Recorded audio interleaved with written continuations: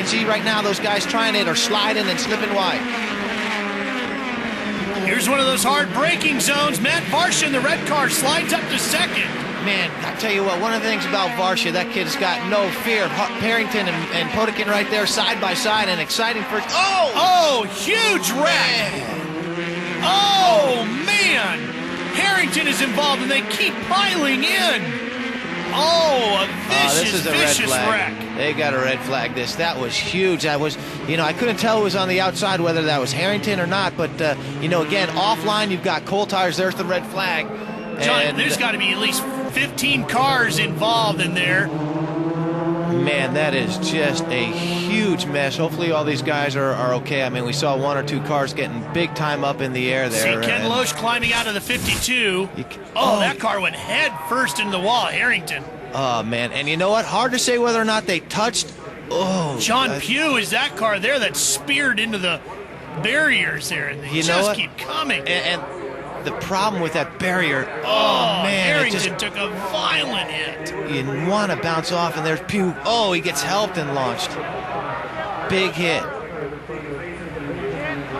Doug Peterson was the one that got under there. Brad Yeager's in there. Ross Smith. Ken Loesch is that 52 car right there, the white one. There's the AIM crew watching. That's Daniel Harrington's crew. 16 cars total, we're told, involved in this. And this is obviously going to take a while to clean up. Just trying to get underway here at the Circuit Gilles Villeneuve. And we'll try to find out and hopefully make sure that all of the drivers involved are okay. Stay with us. More from Montreal after this.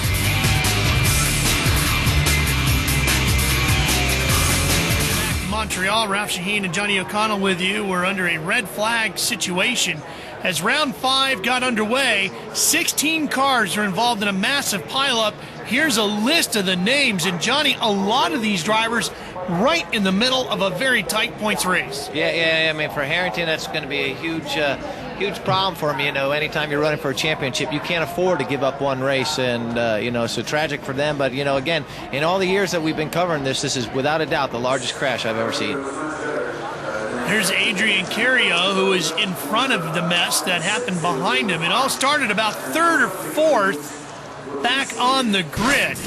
Now this is as they came to the green and everything looked smooth, and normally, Johnny, it's turn 1 here that can be the problem area. Yeah, and I was very concerned because this is a really slow start. You can see how tightly packed everyone is. And watch Potikin, when he sees the green pop out, he almost loses it here.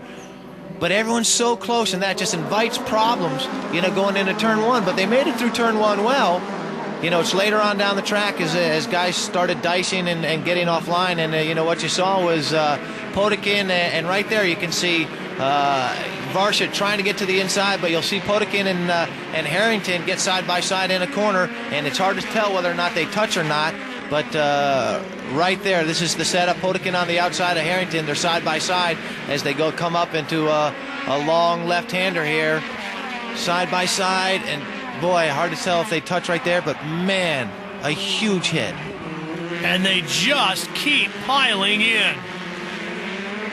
And that's a blind corner back there coming onto that short straightaway. So very, very difficult to see what's in front of you. Oh, exactly. I mean, it's one of the worst places on the racetrack for something like that to happen. And again, remember, here you see Harrington on the outside of Potikin. They're both, remember, on cold tires. Everything's not working enough to temperature yet. It looks like, Potikin is holding it as tight as he can, and whammo.